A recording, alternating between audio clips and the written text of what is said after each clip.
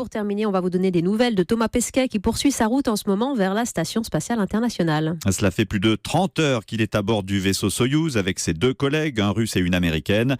L'amarrage à l'ISS est prévu ce soir à 23h heure de Paris. Elle est à 400 km de la Terre, mais il faut 48 heures pour la rejoindre. Un voyage dans des conditions spartiates pour les 3 astronautes. À Moscou, l'envoyé spécial d'Europe 1, Laure d'Autriche. Depuis le décollage, Thomas Pesquet et ses 2 coéquipiers vivent dans une minuscule capsule de 2 mètres de long seulement qui leur sert de véhicule spatial. Pour rejoindre l'ISS, ils doivent faire 34 fois le tour de la Terre. Cela a été les 2 jours les plus longs de ma vie, raconte un astronaute danois qui était dans la station spatiale l'an dernier. Alors pour tuer le temps dans cette capsule exiguë, Thomas Pesquet a emporté un jeu de cartes et des dés. Même si c'est long, ces 48 heures de transition permettent de s'habituer à l'apesanteur, explique l'astronaute française Claudie Aigneret. C'est un moment qui permet de s'adapter progressivement aux conditions de microgravité qu'on découvre pour la première fois quand c'est le premier vol.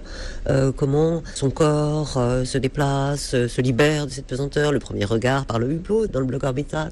Je trouve que c'est une adaptation qui permet d'être vraiment efficace à 100% et prêt au moment où on ouvre les coutilles pour rentrer dans la Station spatiale internationale. Il y a 6 astronautes en permanence dans l'ISS. Ce soir, Thomas Pesquet et ses collègues seront donc accueillis par 3 spationautes qui vivent à bord depuis 1 mois. Après l'ouverture de la porte de la station spatiale, il y aura un échange de petits cadeaux entre les nouveaux arrivants et les actuels occupants de l'ISS.